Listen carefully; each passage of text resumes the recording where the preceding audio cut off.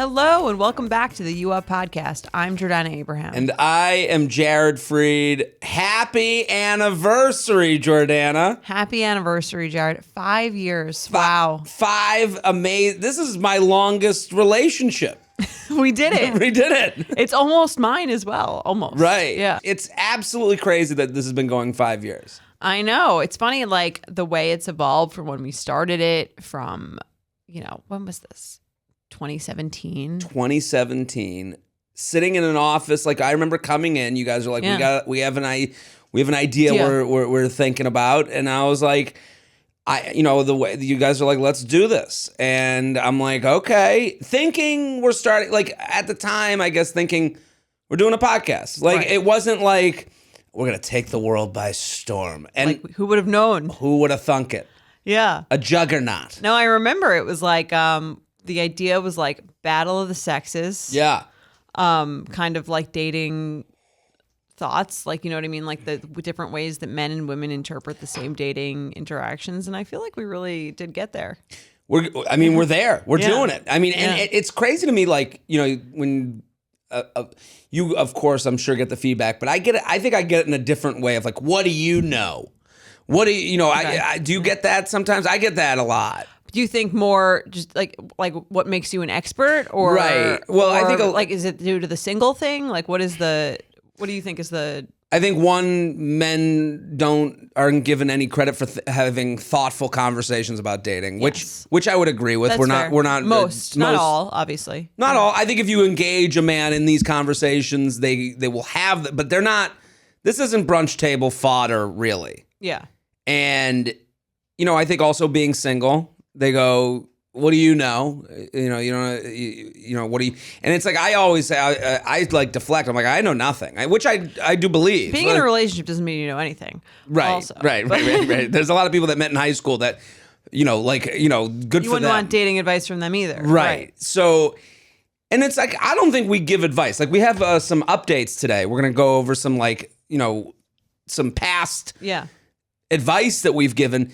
But I don't feel that I was ever, someone was like, has anyone ever like blamed you for ruining their lives? I'm like, I don't give advice that way. Also, I don't think our advice is life ruining, even if I get what you're saying. It's like inherently it's not meant to be like, this isn't meant to be like a Bible.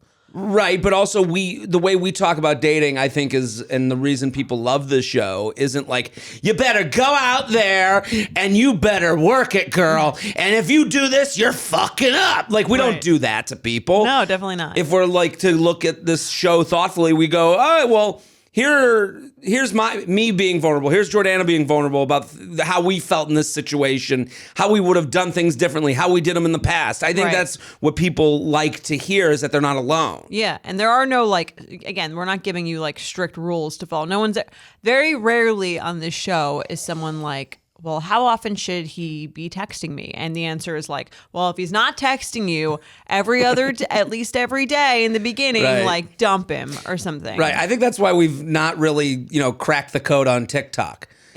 Like, we don't have black and white rules. Right. TikTok, you got to come out. Like anytime I see a lot of like male dating advice people or men talking about dating on TikTok, and it's always like they're about to get slam dunked on. Like they're always saying the most heinous, horrible things, and then it's like stitched with like this woman that looks like she works at a library being like, well, actually, and then you're like, oh yeah, this guy looks like a fucking idiot. But it's because of that, you don't go on and say, you better 3 texts and that's it, baby girl. Yeah. Like no one wants to hear a nuanced conversation on the internet. That's why the podcast world is made for us. Exactly. That's why I love podcasting. So, I mean, it's been 5 years. Yes. As you reflect, what do you feel like was like the best part of it? Or I don't know. What stands out to you as you think about it? What stands out? I gotta say, as crazy as this sounds, the Rebel Wilson thing is so amazing to me. Yeah. Because we tape this, again, this is the most fun. We come here, we talk about stuff, we fuck around about dating. We try to make something that, and I know that something I've learned from doing this podcast is like, I think the dating conversation is fun and airy and like can be a cool place to like discuss bigger matters. Right. What I've come to realize through this podcast is like, for some people, this is the hardest thing they have going on in their lives. You know, like this is the one thing For they sure. can't figure out. They're successful. They're killing it in every other way. They got a great family, great dog, great everything. And then they go, this thing fucking sucks. And I don't think I understood the gravity of some of the for some people. Just talking about dating, they're like, I don't want to fucking hear it. You know, like it's like I felt that way too. Right. So I totally see that. It's been so interesting. When we started this podcast, I was about like 4 months into dating Mike. Right. And I remember, it's funny, I remember like our earliest conversations, and you were like, 4 months, that's like interesting. You like, and I remember you saying like, I don't know if you still believe this. At the time, you were like, 10 months is where like it gets like the critical, like you got to get out or you're in it for a long time. And I remember like thinking about that as I approached that. Tick, tick, tick, tick, tick, tick, tick, tick, tick. Yeah. Yeah. And it's just so Still believe that, by the way. I could agree with that. Right. Yeah. I still believe Thinking back, that being sort of a critical period of like, are we doing this or is this kind of a casual relationship? I mean, going back, beware of anniversaries, birthdays, bar mitzvahs, any big event. Beware of the event because men end things right before the next step. Yeah. And I mean, I'm guilty. I've done that in my life. So I that's why I talk about it. And it still holds true. Right. And I remember like, you know, I think the thing that stands out to me is one, of course, the Rebel Wilson episode, the most, again, I would say definitely the highlight of my entire career. Right. For sure. Really? Yes. I mean, you've met like, you know, I've met people, vice but presidents and shit. To hear that someone like Rebel Wilson is a paying subscriber I didn't even, to the that, show. That wasn't even what I was thinking of. And to me, it goes farther like back. she likes it enough to buy it. The fact, right? The fact that it was, I'm talking about when it was in the magazine. Oh, because they were like, there was a magazine article where they're interviewing that Rebel was like Wilson. a year or two before this. I Right. think, yeah. It was during the pandemic, I think. Someone sent it to us, and I was like, and then I was like, Rebel Wilson's like, I was like, oh, there's another You Up podcast out there that Rebel Wilson is a fan of. Right. And I was like, and I literally was like, I'm like, man, Rebel Wilson, like amazing comedian, actress, whatever, is out on like her hot girl walk, listening to like you in her ear. The buffoonery of an idiot. Like I don't know. That's something. And what it really translates to is like how much a podcast can just get out there. When we tell people like tell your friends and coworkers, and then you know, and also that this like leads to a thank you to the listeners. Thank you for like one of you was like, you know, degrees of Kevin Bacon. One of you shared it with someone who got it in front of Rebel Wilson. Like, that's a crazy thing. Yeah, one of you led to that. So thank you. Again, the fans of this show are amazing. Yeah. I'm always extremely flattered whenever I see anyone out in the New York City wilderness. It just feels like it's amazing. It's so nice to meet people who connect to the show, who feel like a connection to us. Oh, totally. And it makes, I mean, I feel smarter for the fans because I'm out there. I'm on stage and people come to shows. And it's not just You Up fans that come. Like, strangely, there'll be people at shows that are like, yeah, I like meats and cheeses, and that's how I ended up here. Like, I like charcuterie, you know, and I'm like, okay, I guess that worked for you, right? But then the You Up segment of the audience, I can always thoughtful, fun, brings their friends, like, and then the group is fun. Like, I always know who they are. And, you know, I'm like, wow, that's pretty cool. You are the people you surround yourself. You are your audience to a certain degree. Completely. Yeah. And we've gotten some great stories. We've gotten some amazing questions.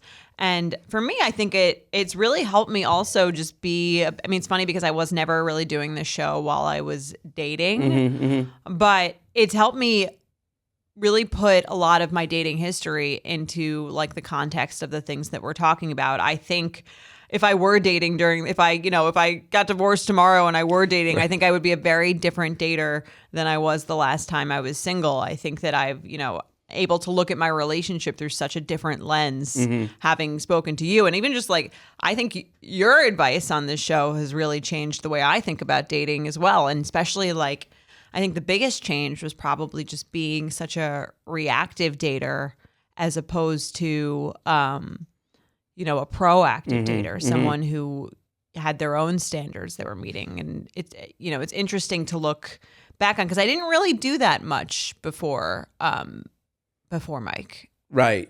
I mean, it's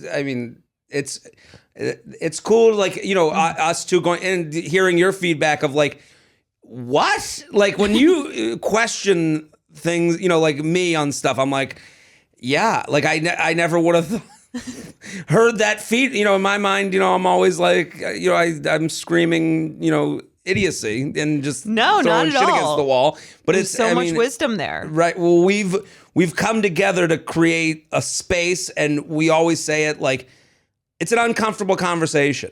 Like, a lot of this being proactive is uncomfortable.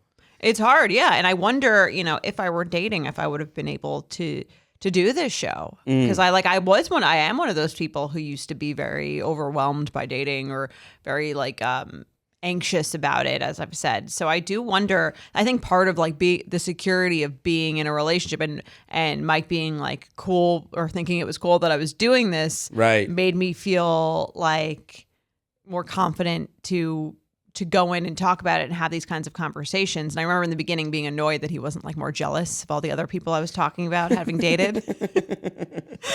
And now that I'm more secure in the relationship, I'm like, that's amazing that that I don't have to think about like, am I going to upset him by talking about this guy I had sex with or something? Right. And then I'm sure it opened up conversations that maybe you were worried about having before. Yeah. Like when you were, if someone said, well, you mentioned this on the podcast. Now you have to talk about something that you might have not mentioned.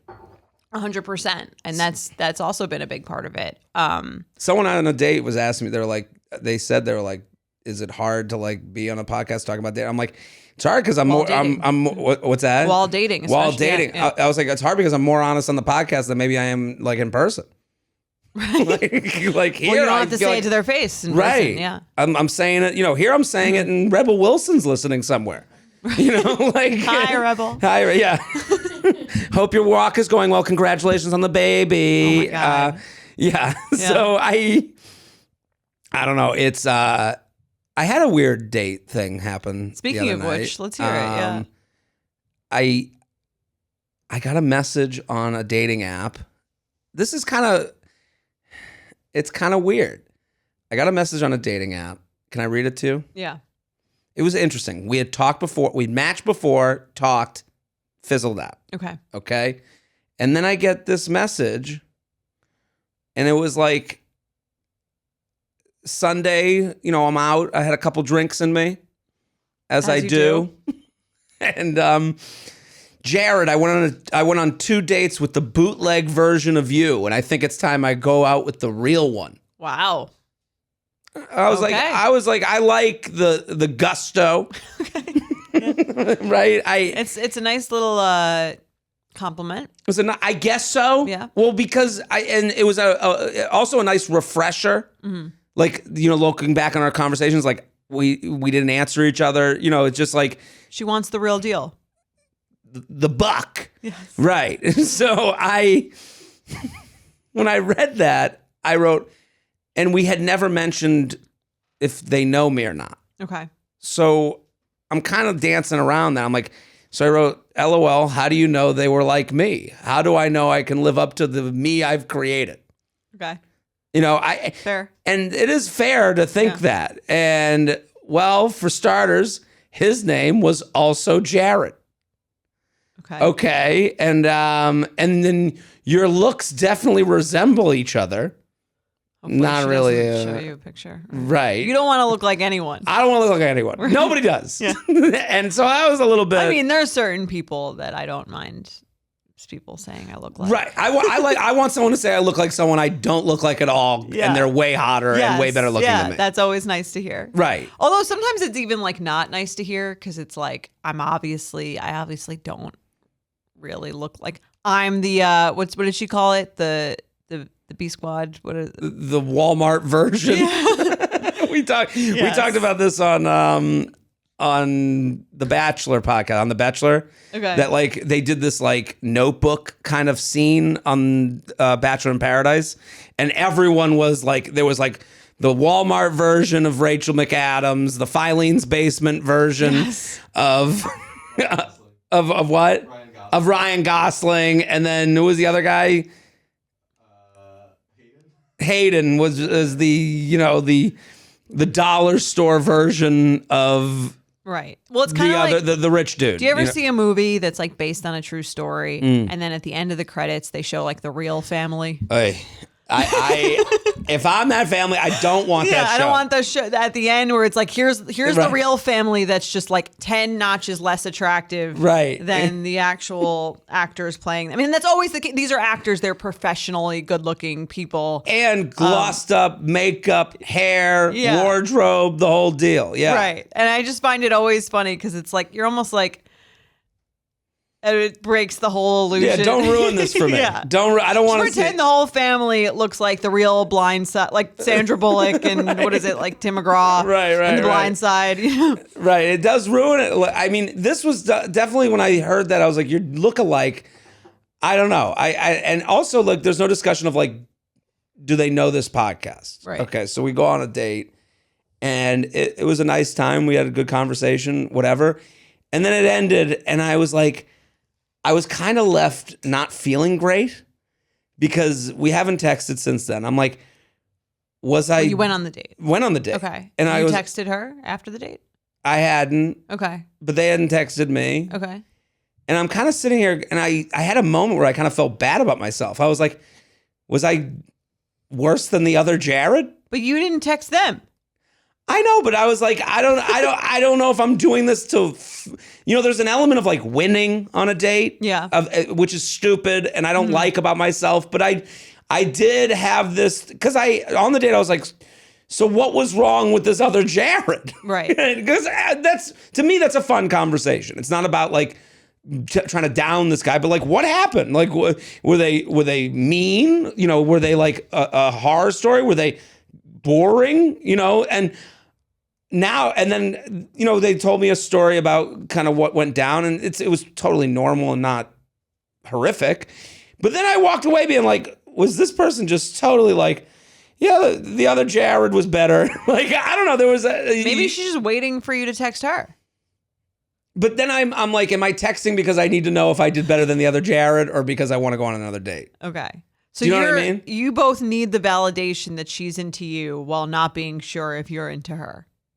I mean, this is advice I would say is bad advice for myself. No, I'm not saying it's not even advice. I'm just like describe is that what the feeling is? The feeling is like, it's not like we ended with like a big makeout. Mm-hmm. It wasn't like we just like hugged goodbye and put them in the cab and goodbye. And so I'm like, and we had I had a nice time. I can't speak for the other person, but I had a nice time and had a good conversation, but it was on my mind, like that she had gone out with someone worse than you.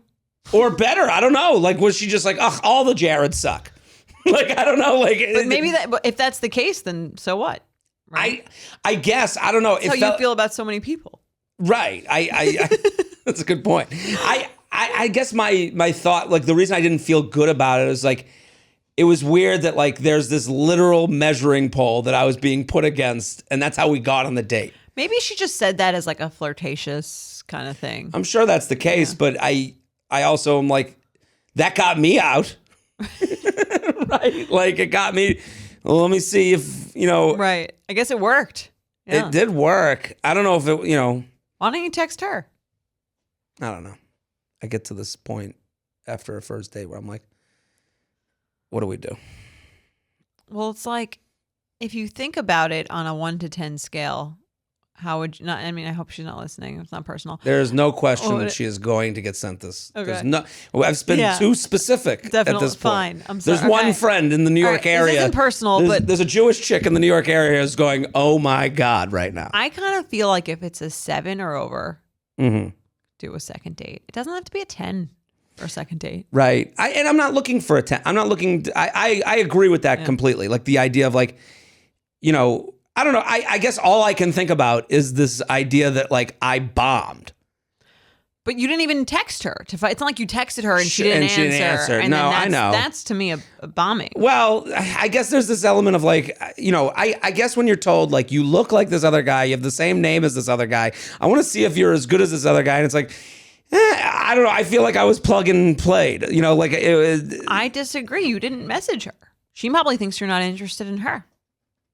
I guess that's fair. I think if you text... I don't have another of her to compare it to. I think if you ask this person out again, they'll go. Right. But then I'm going to be forced to ask. Like, to me, I was like, maybe she was like... I kept putting words in her mouth, like walking away going, and he's not even funny. Like... Oh, like you think that's how she's judging you? Oh, absolutely. I mean... Because why do you think that she doesn't think you're funny? Because I'm not like on a date being... I think people think they're going to go on a date with me and it's going to be like... Well, here's the other thing. It's going to be a stand-up show? Yeah, I went and looked her up. She did follow me. Never mentioned it on the date. So it never came up that like, oh, I've like familiar with her stuff. She said she had heard of this podcast. But you go... So that's not like admitted to. So I am being... The reason that, I played it fun and cool... Mm-hmm. Of like, oh, am I better than the other? I'm gonna a lot of pressure. How do you know? How do you know I'm the? Right. How do you know I'm better than this other person? Right. How did you think of me? It was never admitted to. So, but in my mind, I know. Right. Well, you have a reputation. Like, yeah. Apparently, with this person at least, because I can see they follow me. So like, or just based on the fact that you are known for something. Right. That I do something. I do comedy. So like if I even just saying that but I don't go I think sometimes people think I'm going to go on a date and be like this loud, boisterous, crazy person. Right. And I'm definitely not that way. I mean, I don't think I'm that way. I mean, on this show, maybe I would imagine you wouldn't be. I feel like you're actually a lot like quieter and more introverted in person than people would imagine. I think so. Yeah. I didn't think that you're sitting on a date silently. Right. Like that 2-minute pause from that other person who wrote in a few weeks ago. That's the craziest thing I've ever heard. Yeah. No, I'm definitely not like a dud, but I'm also not like performing. Yeah. I don't have my big flower. I'm squirting you with water like. You're not neighing. Yeah. Well, yeah. Your trusty steed is here. Right. Well, I mean, if that's what this girl was expecting, then she would be disappointed. I don't think anyone wants to go out with that person. That's a stage persona. That's not who I want to go out with. Right. I don't know. I did get a good review from someone. Can I tell you a crazy story? Let's hear another. Yeah. Crazy story. This is not dating related. Okay. This is related to my stand-up. We're producing a special together. It's December 8th, sold out. You can't go. Goodbye. Sorry. So I'm preparing for it. So I'm getting on stage wherever I can. So I went to Gotham Comedy Club. Right. And they tell me, they were like, you're going to do an 8:15 spot. So, okay. I'm there at 8:05. I show up. Show's going on. Third full room. Okay. And if you're listening right now, I'm going to be in Miami over Thanksgiving. And I'm going to be in Virginia Beach. I'm also coming to... Beach by Thanksgiving. I'm also coming to... and I've been here before, but my shows on the Saturday night show got canceled. Oklahoma City. Nice. The power went out in the club last time I was there. So like we didn't have shows on Saturday night. Okay. It was very weird, but I'll be in Oklahoma City. So jaredfreed.com.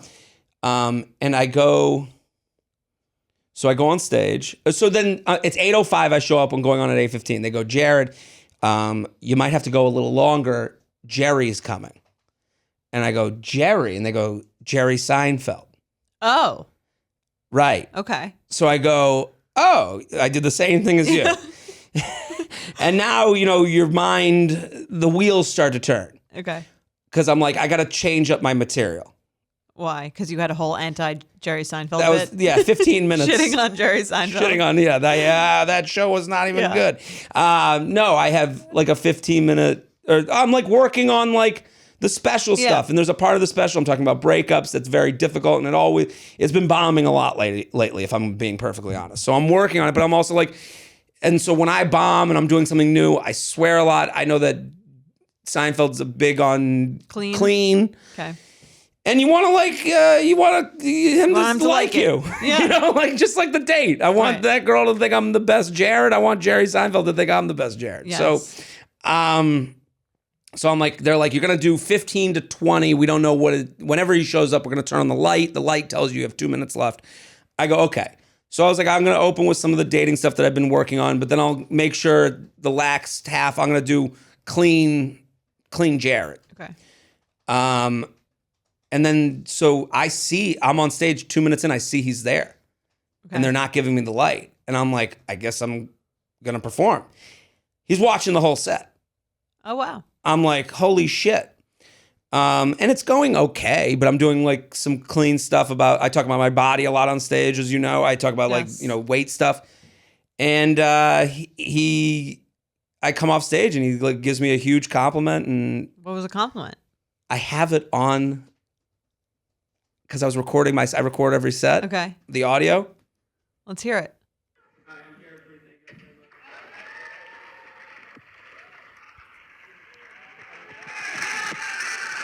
That's me coming off.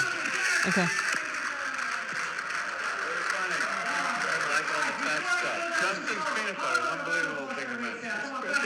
I can't fully hear. He said Justin's peanut butter? I have a joke about Justin's peanut butter. He goes, Justin's peanut butter, that's an unbelievable thing to mention. Oh, wow. He goes, I love the fat stuff. Now that's staying in. I love the fat stuff. That's what he said. He goes, I love the fat stuff. It's weird. It's his voice. You should put that in your bio. Right. Jerry Seinfeld loves the fat stuff. Tell that to your dad next time he asks you your weight. Oh, that's very cool? Funny. That's very cool. Right? Another highlight. Another highlight. Career. Well, listen. If you're out there, Jerry Seinfeld approved. Yes. And Rebel Wilson approved. And Rebel Wilson. Yes. So that was my night last night. That happened last night. That's very cool. Very cool, wow. Right? That'll stick with you for a bit. Right. Well, I was feeling down about give you the confidence. To be honest, I was feeling down because it's like a work in progress. Until the last day, it's a work in progress. So it's like, especially. How was Jerry Seinfeld? He's great. I mean, he's how one was of. his set? I watched the first. I don't watch. I don't watch other comedians. He's like, what do I need to watch someone else's set? Get the fuck out of there. Yeah. No, he's amazing. Okay. Not a fan. Not enough Justin's peanut butter. Right. That's great. You want to be. This is a hero of mine. That's incredible. I mean, watching Seinfeld is like my life. Like it's my family connects to it. No, it's incredible. You could just have that as your ringtone. Right. Well, I sent it to that's why I like edited it down. I sent it to my parents and stuff, and so they could show everyone at the golf club. Well, then they didn't know how to listen to it. I sent it to them, and they're like, "What did he say?" I go, "Just listen to it." They go, "What? You didn't send us anything?" I go, "It turned into a Seinfeld episode." They go, "Where is it? How do you do the voice notes?" They didn't even know how to play it. That's very cool, though. Very cool. So, But, and also, thank you very much for my anniversary present. I didn't realize we were 100% doing presents. I just got one here. Although, I mean, I have thoughts on it. The gift. Yes. So last week, we're like, we're going to celebrate our 5-year anniversary. Let's do a gift exchange. That's what I thought. I don't even remember doing. I get amnesia when I leave this room. That's okay. But in my mind, I was like, what do we, and then we were like, how much is the gift? And I was like, just do something thoughtful. And in my mind... So I feel worse Jordana didn't think minute. at all. Okay. So I was like, you know what? I was like, I know me. I'm not like gonna go to the shop and go through the aisles. Like I was like, when we travel somewhere, you have said to me many, many times that you are a Starbucks gal. I've said that on this podcast. And you've said it on this podcast. And I was like, done. $50 gift card to Starbucks. No done. Boutique coffee shops for me. Right. Yes. You like suburban drive-through Starbucks. And I was like, there's the gift. $50. Thank you. It's thoughtful because I know you love it. Yes. And then every time you get one of your frappuccinos. I got an e-card. Yeah. Well, that was the other thing because I was like, I did on the way here. We were both a little late. I was only a little late because I was like, fuck, I forgot to get the gift card. So you made me feel, it's funny because it's like, it was so reflective of an actual relationship. Yes. anytime, like when you were like, oh, I feel so bad, I'm like, That's there the goal. we go. That's the goal is for your girlfriend to like flub, and you're, I didn't do much. I went on Starbucks.com. It wasn't the hardest, not to down myself, but you go, that's right. And you just own the moment. I would say to any guy out there, if I'm telling you to gaslight. Okay. So. Make right now, because I now feel like a piece of shit and crazy. So yeah, some people are works. good gift givers, and some people don't give gifts at all. That's a successful anniversary, then, right? Right. Yeah. The best anniversary is you doing the bare minimum, and your partner forgetting about it completely. Okay. I'm going to get you an experience gift. Oh, no. That's going to be your nightmare. Then I got to do shit. Oh, my God. What should we do for our experience? We should do you up on the road. We should do an experience and take it out. Yeah, and film it. Film it, YouTube it. But we should, we have some emails from you guys. Your gift is coming. Right. It's in the mail. Yes. Happy anniversary, Jordana.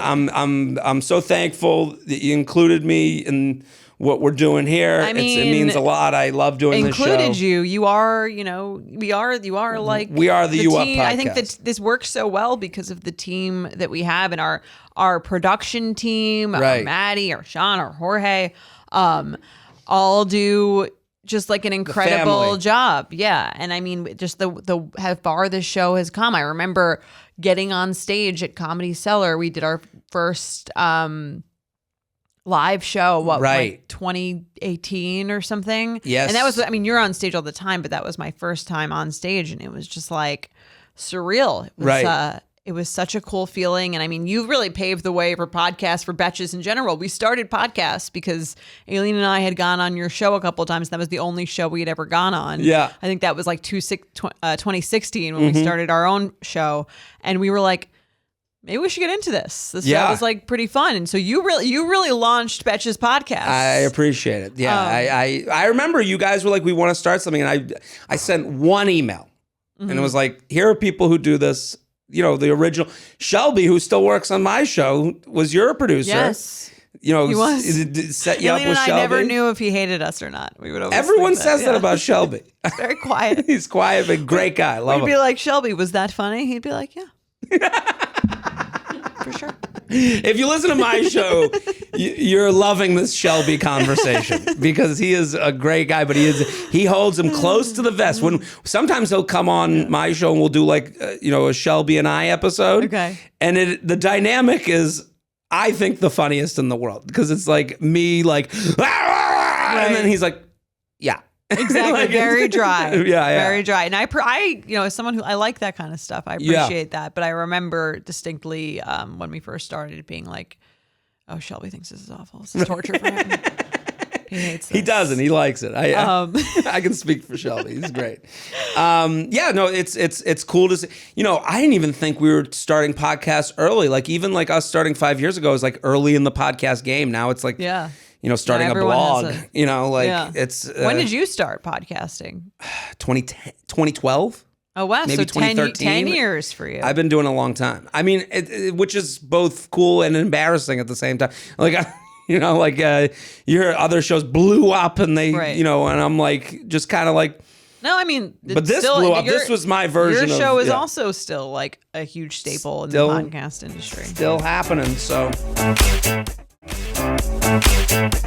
now that we've patted ourselves on the back quite a bit. We really have. We should do the show. We've answered how many emails? Hundreds, thousands of emails. Who knows? Well, let's say 2 an episode, 5 years. How many episodes do we have? Like 300 something?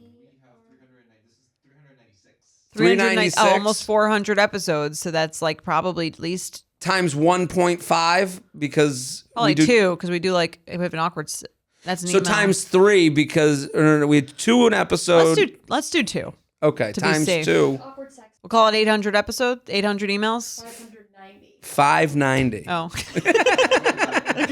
This was never a math podcast. Yes, 800? Yeah, about 800. Okay, I was right. Jordana was right. I was right.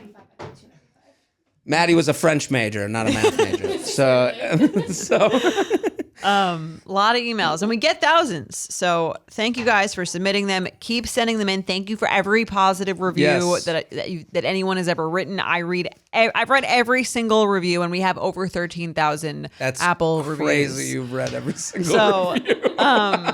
Hey, and let me say thank you to the negative commenters. Yeah. Let me say thank you to the haters. Let me just say one thing to the haters. Let's hear it. You're fucking wrong. Podcast is still fucking going. You're an idiot. Everything you thought was wrong with this podcast, other people loved. Yeah. And Jerry Seinfeld watched us do our first live show, and he comes back up. No. Yes. Right. So we're going to read. I like the fat stuff. Jerry Seinfeld. There you go. That's not really for this pod. No. Yeah. But, you know. But we are this pod. You know. Exactly. Yeah. And I think I don't listen to our own show because who would listen to this shit? No.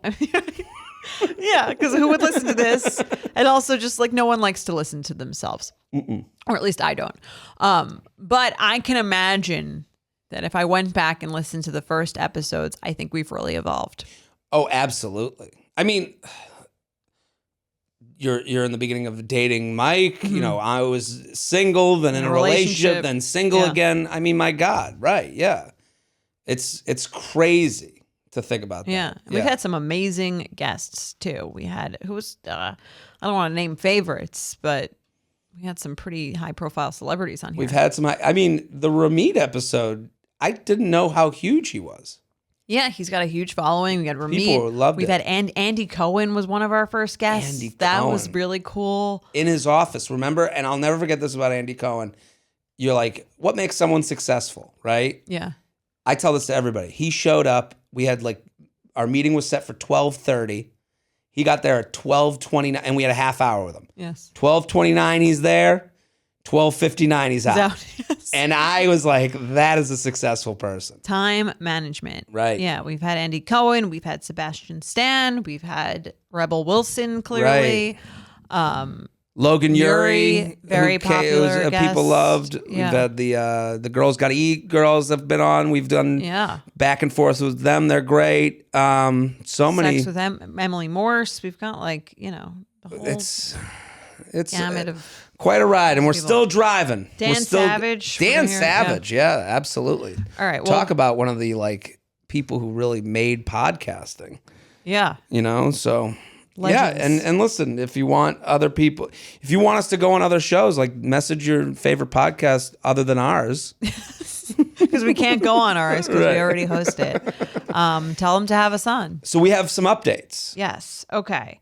So I'll read the first one. This is from about a red flag or deal breaker from September 1st, 2021. So a while ago. So September 1st, 2021, you can go back and listen to our answer to this, right? Yes. Also, just quickly, a couple of my favorite stories before we get into this one. Okay. The milk thing. That was huge. People felt so heated about the red flag or deal breaker about drinking a glass of milk. Milk at dinner. Yes, and then the guy wrote in. Right. That was why. It is always wild when we hear from people who have heard themselves on the show randomly. Yes. Yeah. I've actually met a guy. I was at a bar, and this was recently, and this guy's sitting next to me with a woman, and he looks at me and goes, you did an email about me on the podcast. And you defended me. Okay. And I was like, that's great. And then, I remember the woman he was with went to the bathroom. And he's like, she's pretty hot, huh? And I'm like, fuck. Oh. I'm like, bad luck I defended for you. a monster. You're like a OJ's rep. Who was that? The Kardashians' dad? Yeah. You're like Robert Kardashian Sr. Yeah. Had to clarify. Okay. Yeah, that was great. The awkward sex with the shit in the bag. People, I still get DMs asking which episode that was. Just another thing, if you're listening and you ever want to know which episode we talked about, whatever on, I have no fucking idea. Yeah, I have no idea. I have no idea. I always have to write back. There's descriptions for every episode. You have to go also, through. Have you done Google before? Yes. You Up That's podcast. True. If you Google You Up podcast and then whatever you're looking the for, keyword is, it should pop up. The guest name, which episode had this guest? Google the name. Right. I didn't realize that hearting people's messages made me their back office assistant for everything in their lives. Like, and I go, Jared, you answered. Of course. Why wouldn't they think? Like, I'll get to shows and people will be like, hey, are they selling drinks at the show? And I'm like, why are you talking to me about this? Like, it's like, we're going to the Springsteen concert. I wonder if there'll be bathrooms. I'll message Bruce. Bruce, what's the best restaurant in New Jersey? Right. You're from there, right? All right, I'm going to read the you up. Not that I'm saying I'm Bruce Springsteen, but. I mean, it's really just more about the concept, but yeah. Right. Yeah, I think it makes sense. Jerry Seinfeld approved. Yes. Stamp.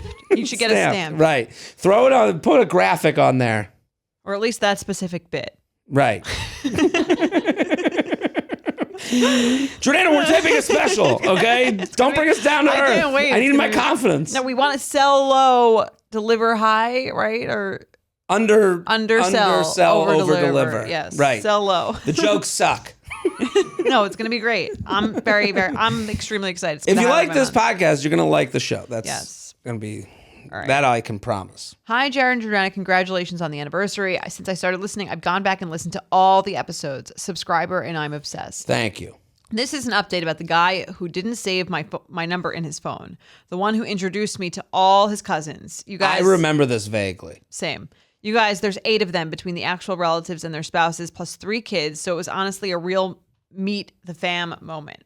After hearing your interpretation of what it could mean that he hadn't saved my number, I figured I should just buck up and ask him about it. I did, and he revealed that it was a stupid superstition because he has gotten excited and saved girls' numbers when he was really into in the past, and then it hasn't worked out. This seemed wild, and I'm pretty sure we all thought that only girls did this. Anyway, we had a funny chat about it where I might have teased him a bit, and he said he would definitely save my number along with a photo. Ooh. Okay. Fast forward a year and a couple months later, we were still together. It's the best relationship I've ever had, and we're so open and comfortable with each other. Glad I wrote in, and glad my suspicions and Jared's were both wrong. Wow. Wrong. Wow. Wrong. Yeah. Glad Jared was wrong. He was too into you. Right. I know exactly what I probably said, and said because he didn't save your number, he wasn't, that invested. I probably even said that we don't do that thing of like not saving a number because it's gonna be superstitious. Because it's gonna feel bad if it doesn't work out. Right. Here's where I'll give credit to us and myself in the Jared's wrong case. Okay. We got her to talk to him. Yes. Right? She says the best relationship, the most open relationship. I do believe if you start it open, you're always open. Yes. Call out someone. When you see something weird, right? Say something. It's like the subway. Yeah. See something, say something. Actually, that's actually almost, if you could boil down, I think the best relationship advice ever. It's right. That. See something, say something. See something, say something. If something feels weird, say something. Doesn't mean like scream at the person. Say something. Right. That's really just another way of saying owning your standards. It is totally. Yeah. Well, if you think of it like a restaurant, the food comes out, it's cold, and you're like, I don't want it to be cold. There's a pain in the ass. I don't want to be the dick. I don't want to bring this up. But you look at the server and you go, I'm really sorry. This food is cold. Can you bring it back? And then they bring it back and they bring it out hot and the way you want it. And you go, amazing. And you go, this is great. In one instance, you walk away from the restaurant going, it wasn't that great. Yeah. Food was cold. In another instance, you walk away from the restaurant going, once they got it right, it was great. It's like, I think that's kind of what happens with a relationship. And the problem is, in a relationship, you go, hey, the food's cold. And then they go back to the kitchen and they never come back. That happens too. But then you never come back. Then you never come back. Right. That's it, right? And that's I think another thing from this podcast is like, if they never come back, that's a good thing. Right. It's always seen as that's the worst case scenario, but that's also another good case scenario. Right. The worst case scenario is that people don't say what they want or what they think or what they like, and then something that isn't right for you drags on for longer. Right, you're eating cold food the rest of your fucking life. Or you're eating cold food and undersatisfied and going, why isn't this food getting hotter? Right, and just constantly thinking about why, And hoping it's going to change. Right. Yeah. So, I mean. So you're welcome, Jared's wrong. Should we do another one? Yeah, let's do another one. I'll read it again. I got it. Okay, got it. J&J. So episode with Dan Savage. Okay. You and a guest answered my email about whether or not to have a threesome with my current boyfriend after it turned out bad and trust was broken in a relationship due to having a threesomes. In a past relationship. Did I read that dumb or was the sentence written dumb? I think it's usually the sentence. Right. Well, let me read it. Not to blame the audience, which we love very much. We love the audience. You and a guest answered my email about whether or not to have a threesome with my current boyfriend after it turned out bad and trust was broken in a past relationship due to having a threesome.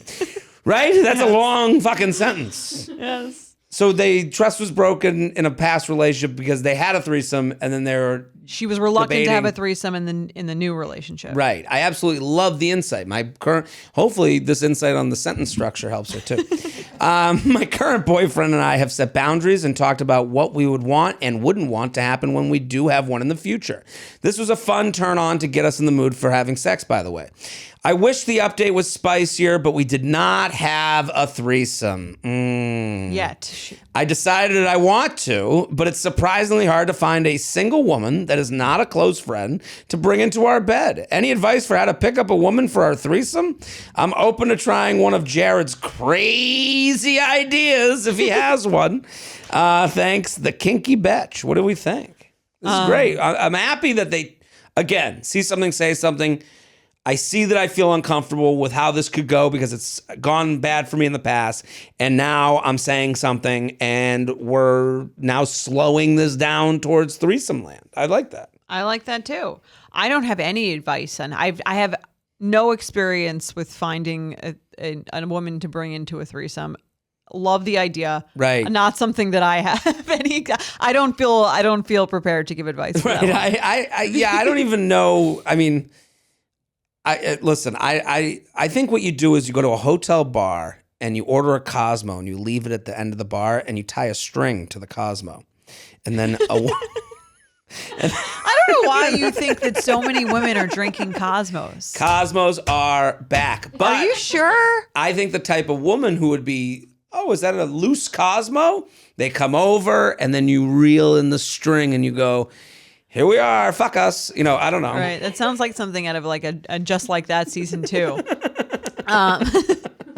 And just like that. And just like that. We reeled in their, And just like that, I'm sucking that guy's dick.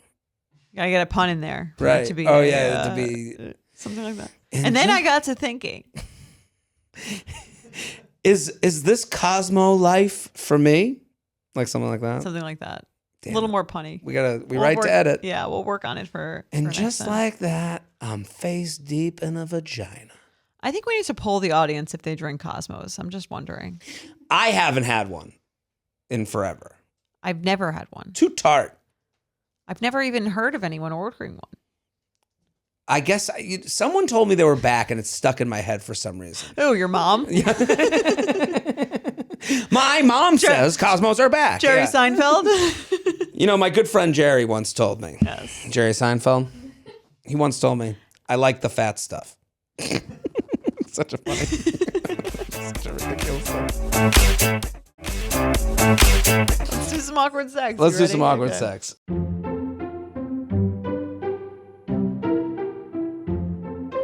All right, ready? Hi, J&J. Love the podcast. Thanks for the entertainment and advice over the years. This story was a hit with all my friends, so I had to submit it. After a good second date, I invited this guy back to my apartment, mentioning that my roommate wasn't home and we should have a drink there. Big surprise, back at my place, we ended up having sex. It was fine. Nothing amazing. But everything was still normal up until then. What, did she have sex with me? It was fine. Is that the review? That's the review. Right after we finished, he went to the bathroom, still naked as the roommate was gone. Once he came back to my room, I went to the bathroom next, again, not bothering with clothes. I opened the door to leave the bathroom to find him sitting on the couch in my living room, fully clothed, while I was still ass naked. I do feel confident in how I look, but standing in the bright light completely naked while he was clothed was so uncomfortable. I felt like I was in that dream where you're on stage and realize you're not wearing anything. Not sure what crossed my mind, but it seemed like an awkwardly long time I was standing there not knowing what to do, so I told him he was welcome to stay the night if he'd like. He literally said, yes, I'd love to stay and we can cuddle until my Uber comes in 15 minutes. That guy is a weird answer. I mean, it's funny because it sounds extremely. He managed to say no while sounding like it was a yes. Right. This is every man knows. Stay positive. Just stay positive. Whatever bad information you're about to give, like I'm leaving is not the right answer. It's I'd love to cuddle. The Uber's going to be here in 15 minutes. We got some 15 time. minutes. Yeah. It's kind of impressive. It's impressive. Guy should be I wonder if he's in sales. I mean, I call this the LA no. Okay. In LA people are geniuses at telling you no without saying no. Okay. LA people, especially like if they work in entertainment, you'll be like, hey, I'm going to be there next month. I'd love to come in and, talk to you about some ideas. They'll go, they go, oh, I love ideas. Yes, you got to come in. When are you going to be here? You're like, oh, I'm going to be there the month of March. And they're like, oh my God, I would love to meet with you. My grandmother's going to die in the month of March. So we're going to have to do it next time. But super positive. No, right, but next time. But when are you back? They'll literally say to you, when are you back? And now, I mean, not to call out some people, but like that was like industry. Like it would be like agents and studio types that would do that. Right. Now that comedians have their own podcast, they are industry. Okay. Comedians do it to me. I've done that. Going on their show. I'm thinking of one person in particular. I've been like, hey, man, I'll come on yours. You come on mine. Like, let's do a Love thing. that. Oh, my God. We gotta. When are you in town? When are you in town? They'll look at you. When are you here? I'm here for a whole year. I'm moving there. I own a home there. 2023, I'm actually going to be out of town. They do that right to your fucking face. They think I'm a stupid idiot. Well, what are you going to say to that? Exactly. Right, yeah. But I started learning that they do that in LA. And I call it the LA no. Mm-hmm. Always positive. I like that. Never say no. Always the next time. Do you prefer a negative no? We're not interested in having you? I've actually said this about working with betches. Okay. I remember back in the day, I would send you tweets and I'd be like, this feels betchy. Right. And you would go, not for us. And I go, great. Okay. No time wasted. And you would also say, this is great. That's a New York no. New York no, not for us. Gonna be a no. I get so frustrated because LA people think they're smart. They're not. Right. They're not. No one's smarter than me. No one's dumber than me. We're all within 10%. And especially if you go into entertainment world or Hollywood world, you think you're pulling a fast one. You think you're this creative fucking genius. You're not. I saw a TikTok about this. It was like in LA, it's like they're like nice but not kind, and in New York they're kind but not nice. I like that. Yes. Or something. That there is a lot of truth to that. Like if you I think it was kind of like, oh, if you blow out your tire, someone in LA will be like, oh, I'm so sorry, like, but they won't, like, then they'll just keep driving. Whereas in New York, they'll be like, you fucking idiot, you blew your tire, but then they'll like help you. Right. Move it, get out, right. I'll help you. Yeah. It is, and I'm sure there's LA people listening to this going, this is exactly my experience.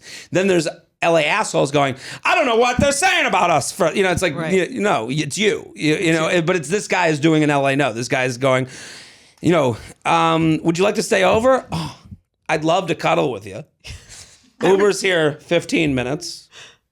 We've got plenty of time. Let me take off my shoes. You stay naked. I'll be in my jeans. Comfy cuddle. It's quite charming. Right. There's something. LA's a bunch of C students thinking that they're like are smarter than you. It's like, anyway, I feel like it's a very real estate-y vibe. Too, right. Right. I don't know. I love our fans in LA. I would actually say that was one of our best, now that we're in the looking back episode, one of our best live shows was LA. LA's great. The guy with the hat. The guy with the hat. Oh my God. Oh. Little inside joke if you weren't there. Oh my God. I'll explain it because it was just a wonderful moment where a live show, when the whole audience is on the same page, it is great. very like a chanting. magical. Yes. It's great because there was a guy on stage. It's like our version of putting like your lighter in the air. Right. Because everyone, this was exactly. It was like a magical, this guy's on stage and we did a dating app profile makeover. Yes. And every one of his pictures had a hat on.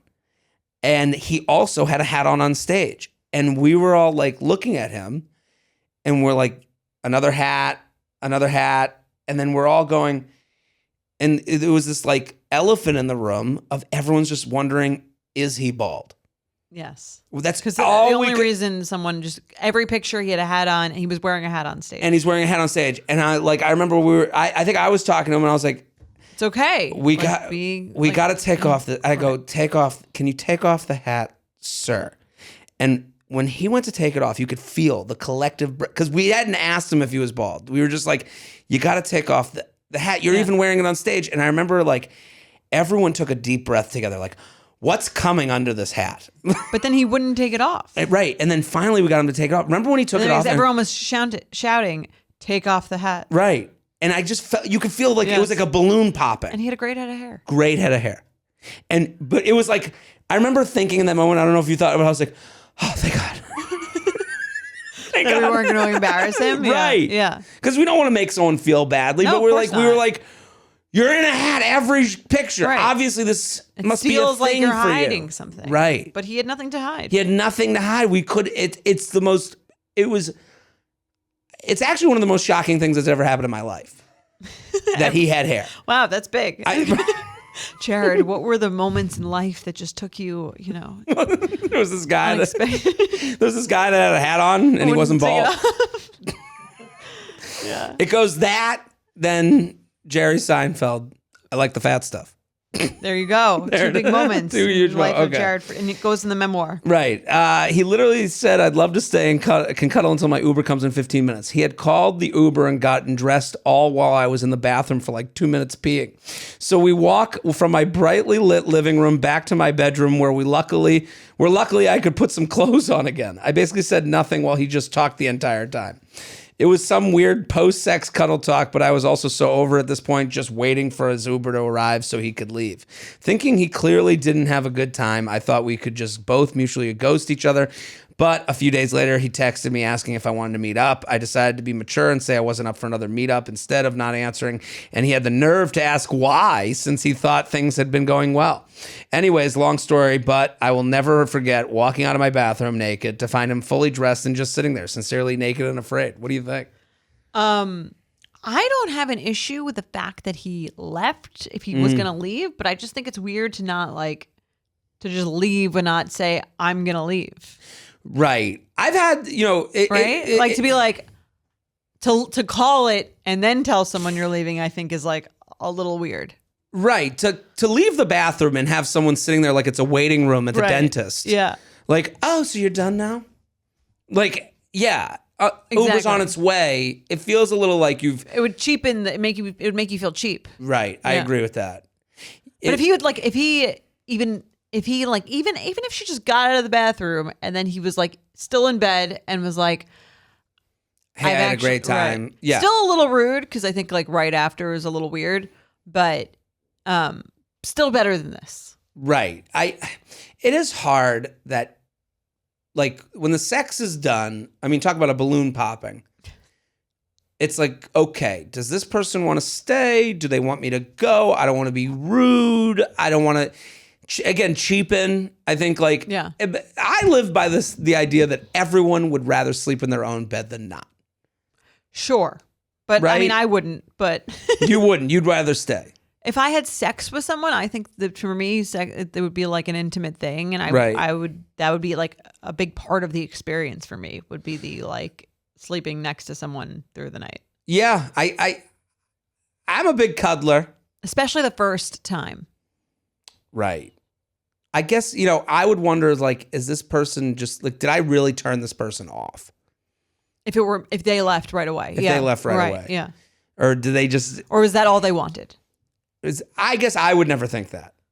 I would. Right. I guess like as a guy, it's like, did I fuck this up would be more than. Or did I offend this person? Right. Then how could you use for my body? Like I don't think I would have that thought of like being used, which I understand why it's different for a woman, So the getting dressed thing is like a little bit like you're done at the doctor's office. I don't know. There's just something. Yeah, I hate that. I would be like, I feel like I would just feel shitty about it. Right. Yeah. You leave it. You literally just immediately finish. You go to the bathroom. And you're completely naked. That's the other thing. Her being completely, I mean, sorry to keep bringing up my good friend Jerry Seinfeld, but there's an episode about weird naked. Yeah. Where they're opening the jar and he's opening it naked and it's like not a good naked versus bad naked. Yeah. There's also good naked areas and bad naked areas. Like, have you ever been naked in your own kitchen? Yeah, it's a little weird. It's a little weird, right? Like near a knife. Right. Right? Yeah. Like it's like weird. So her feeling of like it's very vulnerable. Yes. To be like naked and the other person's clothed. Oh my God. Is it? Yeah, yes. Absolutely.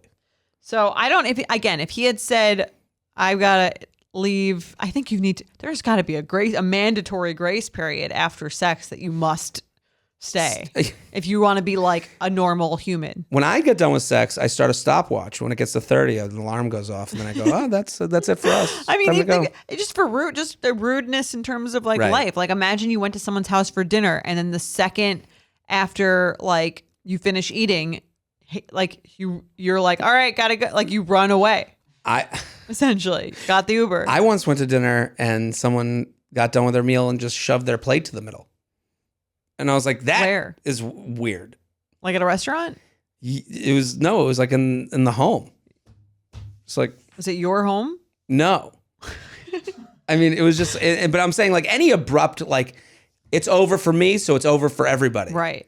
It just shows their mindset. Right. They are not even thinking of other people. Right. Of how you might. It's my bat, my ball, I'm going home. Right. It has an element of that. That would be the biggest turnoff, just that idea of it. Yeah. Plus the vulnerability of the nakedness, plus the fact that they couldn't even wait. It's like if you want to go home before the sex. Right. You didn't care enough about me to feel awkward leaving. Right. That's what I would think about that. Right. What would you call this? Maddie had the quick change, which was very funny. Cuddle befuddle. What do you have? I really didn't have one. I didn't think there was naked, anything that was. I liked hers, naked and afraid. Yeah. More like naked and like uncomfortable. Right. I would be turned off by this. I guess I would call this the LA no. That's good. To go back to that. And then I wouldn't even want the cuddle while the Uber came. I'd be like, get out of here. Yeah, no. Why don't you wait outside? Right. You're done here. Get out of here. I think it's rude, especially as the first time they slept together. Right. Like. I guess here's the other thing though. I have had moments where like I've been with someone and they're like, I'm just going to sleep in my own bed. But I needed that explanation. Yeah. That's and I've always and immediately they said not immediately, but like, hey, I think I'm going to go like sleep in my own bed. That's fine. Go, okay. I have a work tomorrow. Right. Fine. And then when they leave, I literally like there is a moment where I'm like head on the pillow going, like I'm like the happiest and most comfortable I've ever been. Thrilled like, that they've left. Right, because I'm thinking of like the idea of what my sleep would have been versus like the sleep I'm about to get of like this person not being in the. I mean, that's my biggest fear. Right. That you're like the biggest fear is that you're like overstaying your welcome, right? And you don't want to be that person either who's like not leaving when the other person. Right. Do you prefer to like sleep at someone else's or have them sleep in your, like, would you mind if they slept in your bed?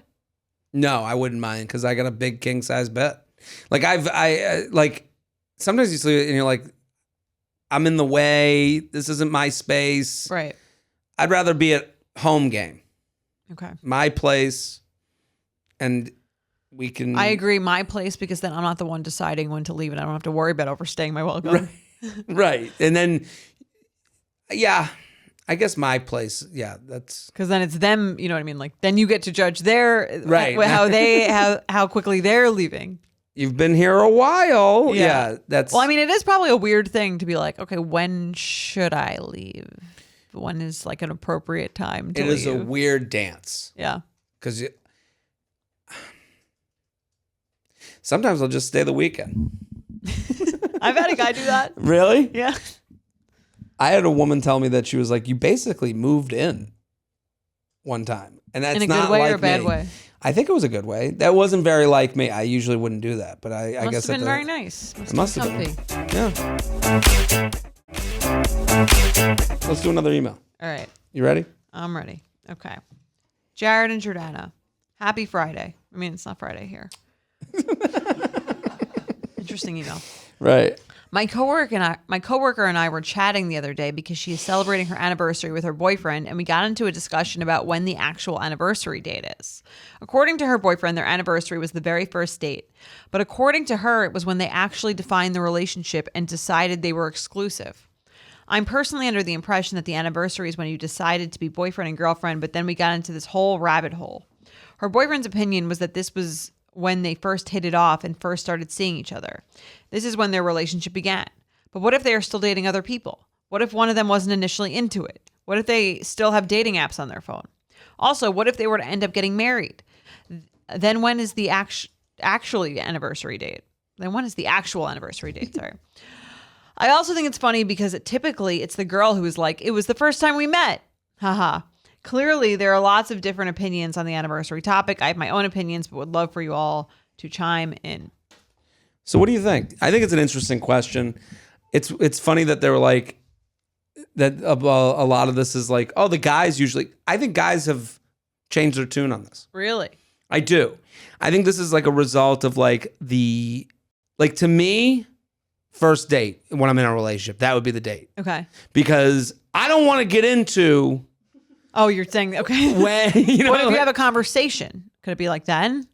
But then that's It's- almost weird. Like right. This is the anniversary of when we had the conversation. Right. Yeah. It's a lot less romantic. This is the anniversary of when I had to ask you what the fuck we're doing here. Right. So like, I think a lot of men have like kind of come to terms with like the idea of like, I'm just going to give this a hard date. Like Okay. it was our first date, September 1st, done. I don't have to talk about, because then when you don't give like a concrete date, now it's like, well, when did you delete the apps? When did you like, make You'd out with rather just someone not else? even have to go there. Let's not go there. Well, it's funny. I go both ways in certain respects because part of me is like, yeah, the more romantic way to do it is the first date. Right. And I would say that with Mike, but then he was not into that. He was like, it should be like when we like decided to be together. But I get that in some ways because it's funny because I've had a situation where I like followed a guy on Instagram that I had like gone out with a few times or like hooked up with a few times.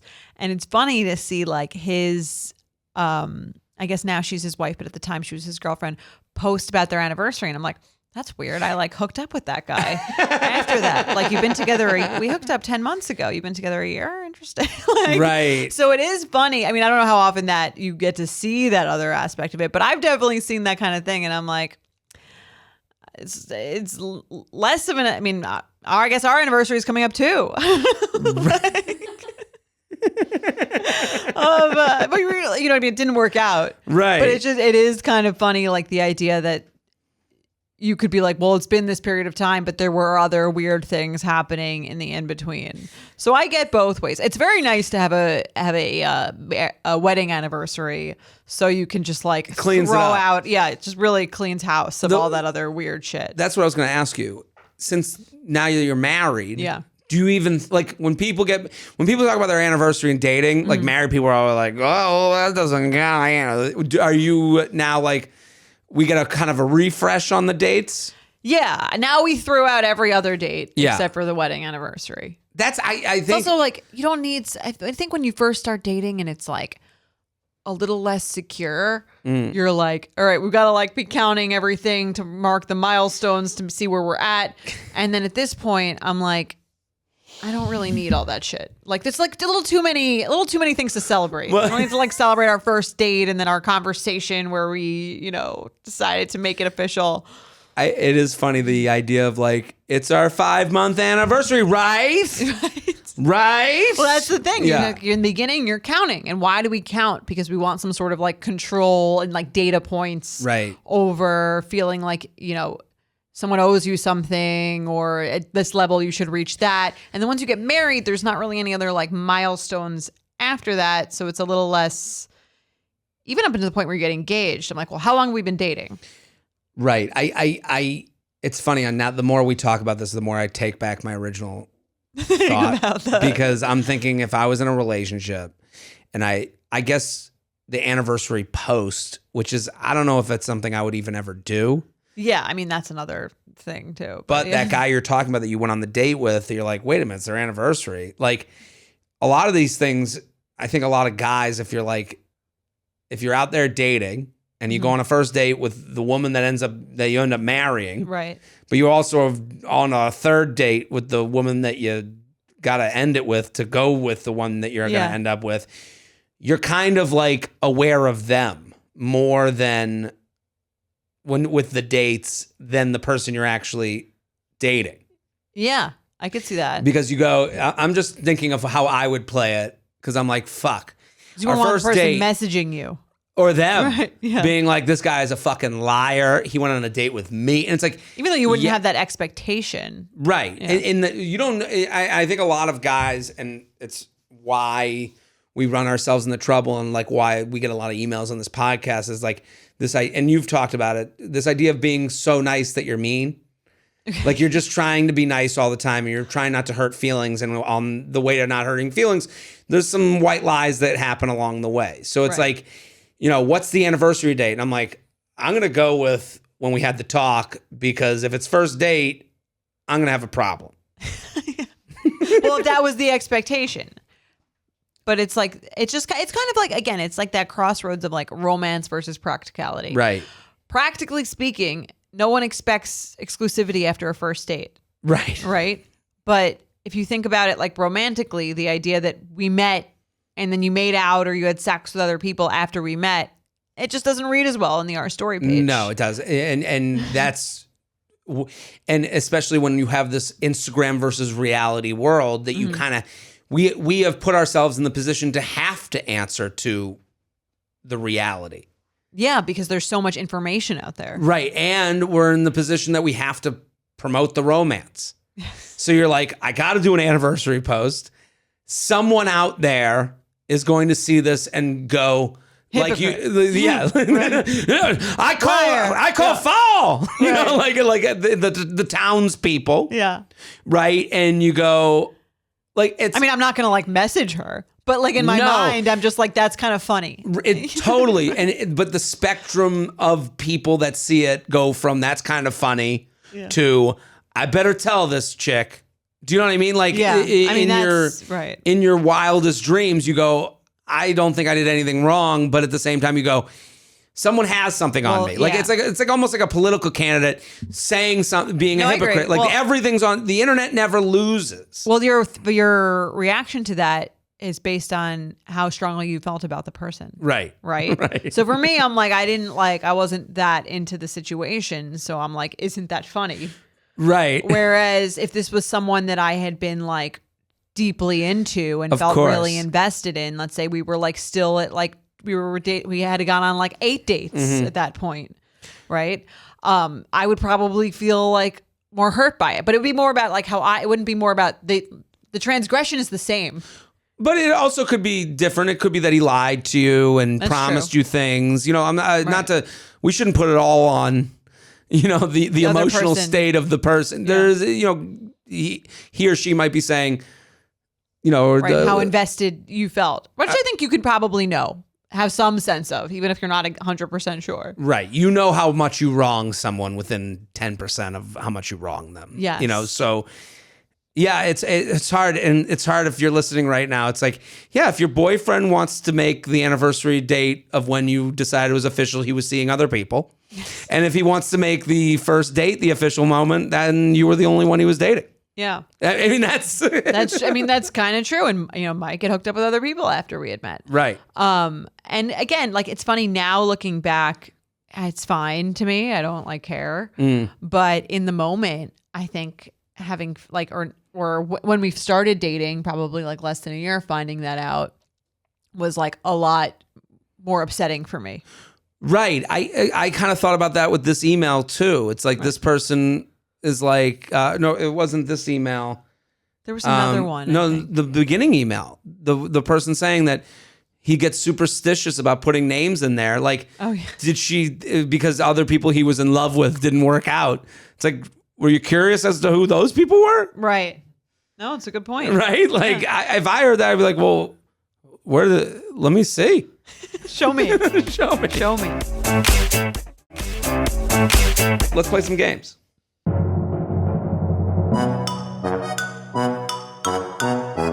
All right, I'm ready. You want to do Ready? this one? Yeah. Red flag deal breaker. The guy you're dating has only ever dated girls with the same name as you. That is wild. Okay, let me just start. Is she using that term like... It's so well known in his friend group that there are occasionally jokes that you're just another one of the Emilys. This is relatable to my situation. Is it? With the Jareds. Oh, yeah. That's funny. I found this out 6 months into dating my boyfriend. We've now been together for 2.5 years and have talked about getting married in the next few years. It wasn't necessarily a red flag or deal breaker for me, just something that I kind of find hilarious, especially with Emily being such a popular name. To top it off, apparently the other two Emilys also have the same middle name of Elizabeth as I do. Hopefully the final Emily out of all the Emilys. That's very funny. Yeah. To me, this makes total sense. Really? Yeah, because I think a name is not something you think of as having something to do with your type, but I think it totally is. Really? I think a name sometimes gives you like an insight into like what that person's type is. That person's type is like kind of a basic white girl, it sounds like. Okay. I'm just saying they're not like, it's not like they are dating people with like unique, maybe like different ethnicities, different whatever. Like there's nothing wrong. Again, there's nothing wrong, I think, with having a type. But to me, it's kind of like you have a type. You like a certain kind of person. I had dated a Mike before. Right. And I think that also is also kind of like I'm into like a no offense, Mike, kind of a basic kind of guy. Right. Like I'm not looking for someone like with like a wildly eccentric. I totally agree with you. Like if I ended up with a Lauren, you wouldn't be fucking surprised. No, not at all. At all. Yeah. Yeah.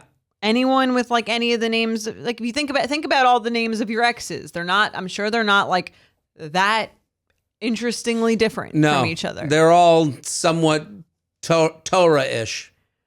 Jews. Yeah. What's your type? Jews. Yeah. I mean, that makes sense. Or what did Patty Stanger, the Kim Kardashian? Yeah, right. Whatever. No, but yeah, and Emily is a type. You're right. That is not a risky, I didn't think of it that way. Yeah. I don't think of it as the name of a completely out of the box, risky, whatever. And this guy also, I think that tells you something about him. He likes a certain kind of person. I assume he's not that eccentric. Right. Well, this makes sense. It is funny to think of like all these Emilys just getting together and having an Emily day. You know, I don't know. Yeah. It's no, it's funny. Like it wouldn't be as far as red flag or deal breaker. I wouldn't be like just another one of your Emilys. Like I'm just another one. I guess it. You know, I just told you a story about other Jareds. Right.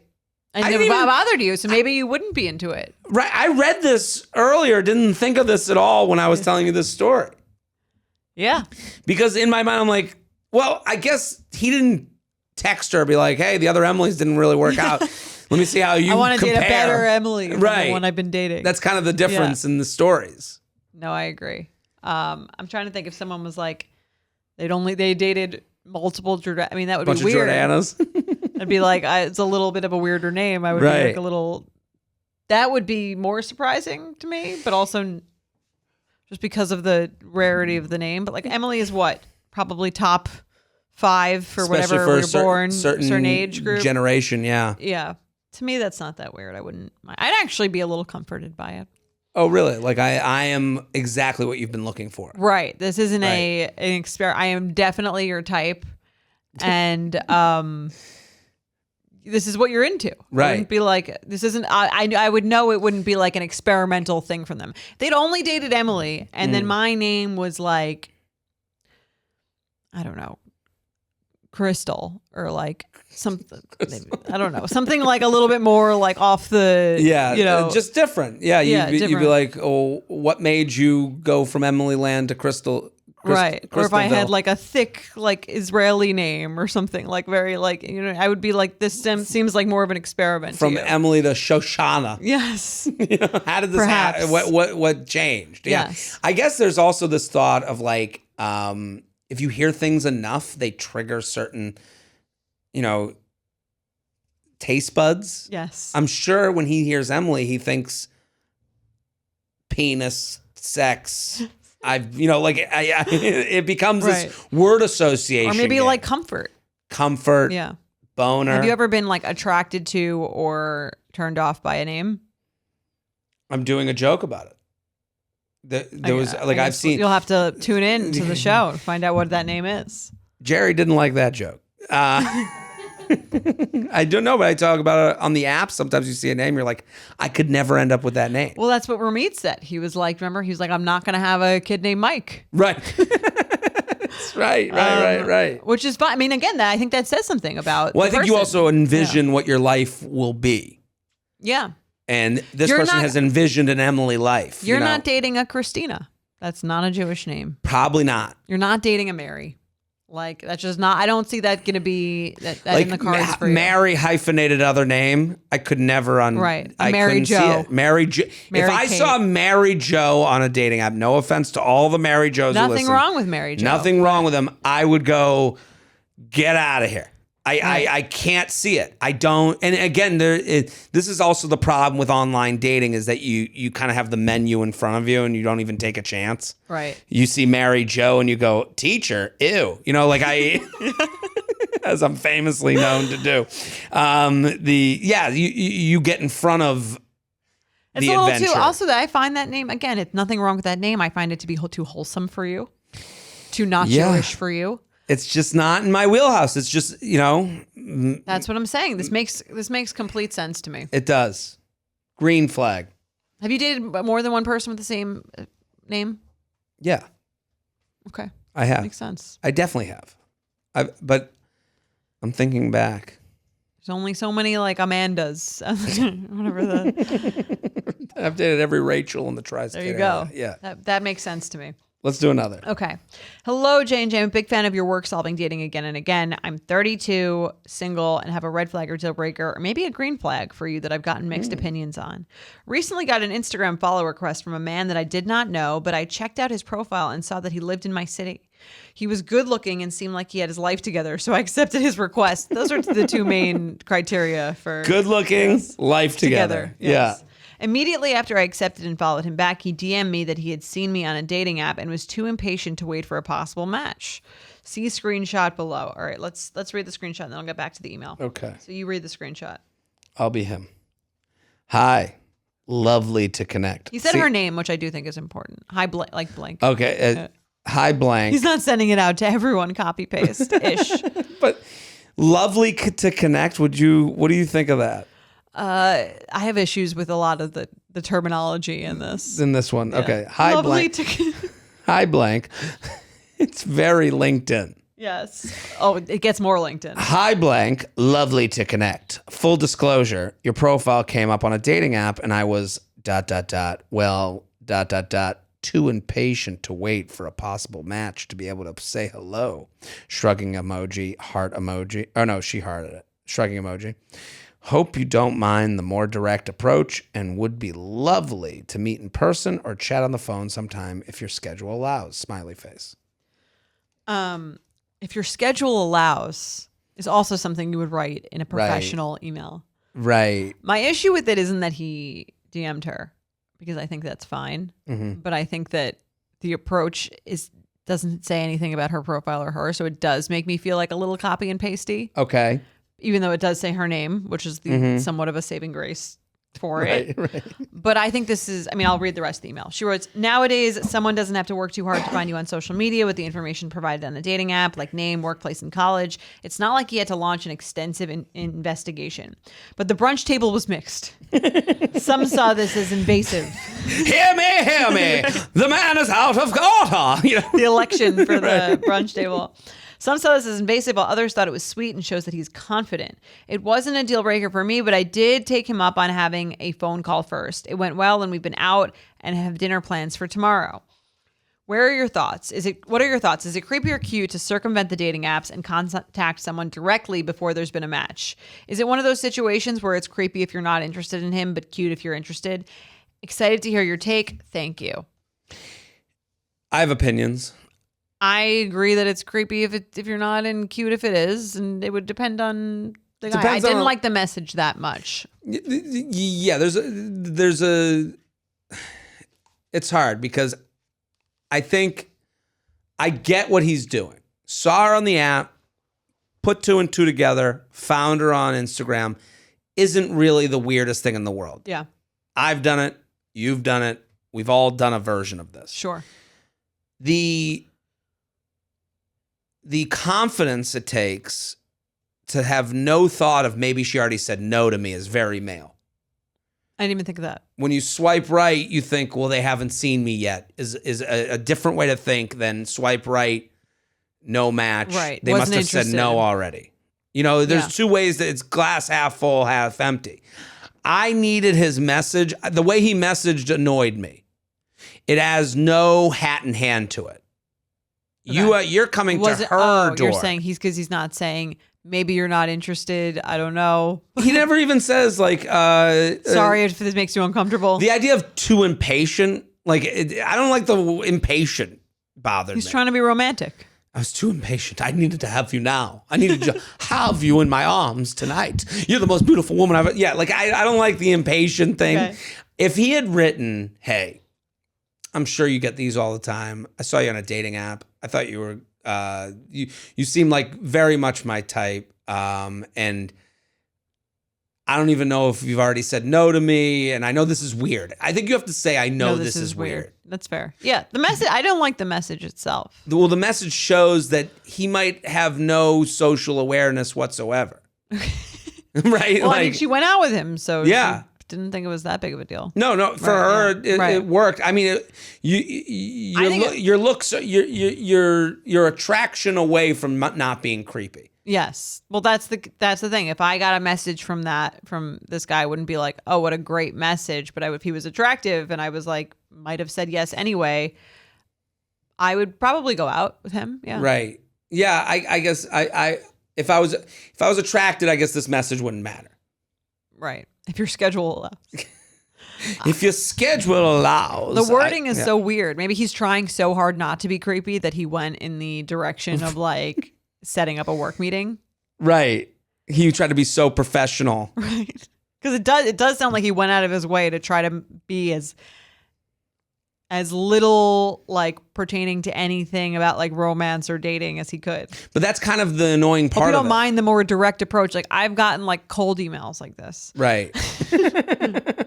I'd love to work for Betches. You know, like, yeah, I think that bothers me more, this lack of acknowledgement that I am doing something that I'm not letting the dating app do for me what it is built to do. Yeah. Like some people might respect that though. They might. I might think of it as an alpha move. Alpha. Hey, fuck the app. Right. I don't need your match. I match with you.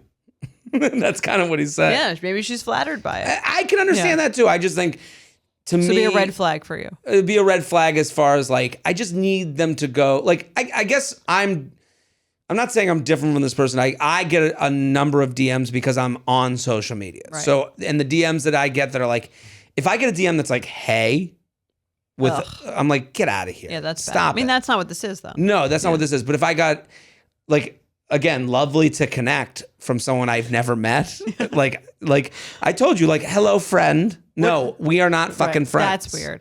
What if the person was super attractive? Would you go out with them if you got this message? I wouldn't go out. I would engage with them. You wouldn't go out with them? I don't know. Okay. I need a little bit of. I need them to back off. Hard to get. Okay. You know. You need to know their real personality first. Yeah, I can't go out with a bot. It does. Very much a bot. Can you wire me money? I'm a Nigerian princess. Yes.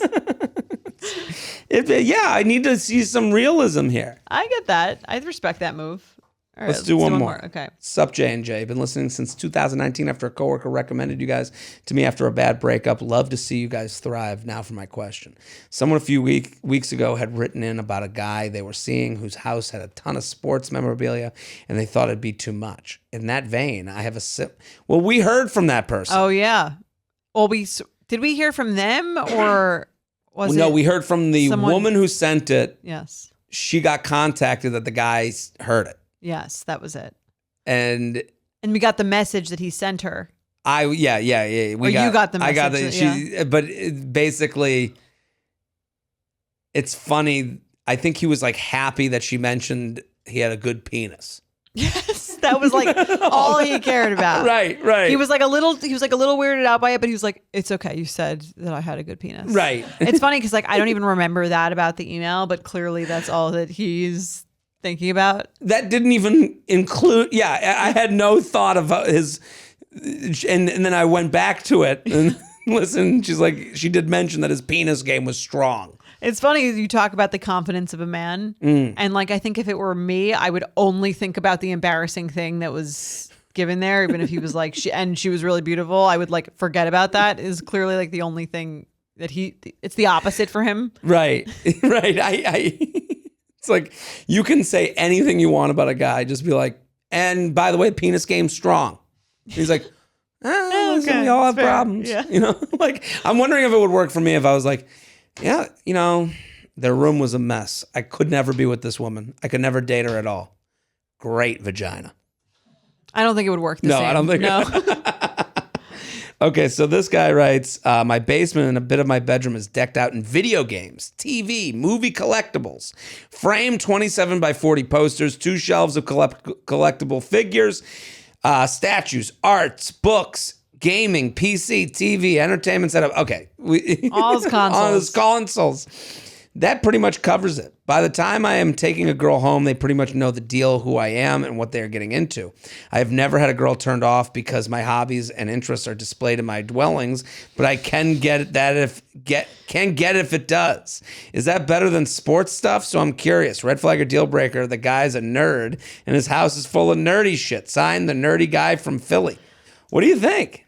I'm more turned off by the fact that I used the word dwellings. Made of my dwellings. Right? I've never had a woman. I've never had a female species turned off by my dwellings or any of my consoles of all of my Marvel bobbleheads that are within the structure of the confines of my dwelling. Exactly. I mean, this guy's definitely a nerd. Right. I'm not even saying like the deal breaker for me for the sports thing was like, I'm just not into that. But if someone was like, it wouldn't be that big of an issue. You're fucking a guy and you're on top of him and you look up and it's a giant Yoda saying, "May the force be with you." It's not for me. but I'm saying, like, would you be turned off by the surround? Like, would you need Yoda to not be looking you in the eye? It wouldn't be. I would be like a little turned off. Yeah, sure. Well, I guess. But I don't know if I'd be a deal breaker. I guess his question is like, would it be childish? Because of the video games and stuff? Yeah, I mean, there's a lot of like I would say, I'll speak for this person, like, football and gaming and collectibles is all like man boy. Right. That's true. It doesn't matter if it's sports. Right. Sports is a childish thing too. You do want to feel like you're with an adult. Right. Yes. So I guess it's like, I think to me, I wonder is their shit together, like a nice apartment. Right. Is the apartment nice, but it's full of collectibles? Like, right. Or are they like, hey, mom and dad are out of town. Right. And then you go to their bedroom point. in the basement and it's all collectibles. It's a different story. Yeah, that's a great point. It's like the ideal apartment to walk into. It's not about them liking one thing or about the other. And you could like video games or Yoda or all that other shit or have like a little hint of it in your apartment. There's nothing wrong with liking that. But there is something that's a turn on about walking into an apartment that is decorated like thoughtfully as an adult person. that you pay for on your own. Yes. That is like, you're like, an adult home. Yeah, where you're like, oh, someone put thought into this. There's like something that matches something else. There's like there's curtains maybe or something like that. This was given an eye for like the way that someone else might look at it. Right. I guess besides you. Let's say it's tons of collectibles, but okay, let me set up, because I think this is like a very male if I walked into a woman's apartment and there was a bunch of like stuffed animals and pillows and stuffed animals, I'd shove them off the bed as I got ready to get blown. Like I wouldn't give a shit. Would you date the person though? Yeah, but I guess.